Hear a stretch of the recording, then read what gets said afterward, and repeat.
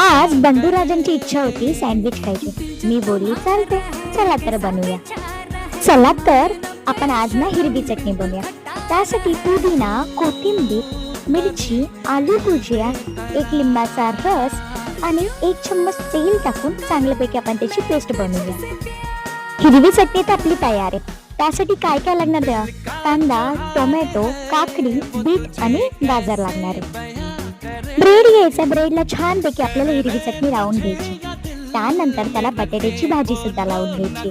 त्यानंतर आपल्याला एक एक करून कांदा, त्यानंतर काकडी आणि त्यानंतर आपल्याला गाजर ठेवायचे. त्याचबरोबर आपल्याला टोमॅटो, बीट, त्यानंतर आपल्याला त्यावर चाट मसाला सुद्धा टाकायचा. त्याच्यावर आपल्याला एक ब्रेड ठेवून थोडंसं आपल्याला त्याला प्रेस करायचं. टोस्टर जसं आपलं गरम झालं त्याला आपण तेलाने ग्रीस करू.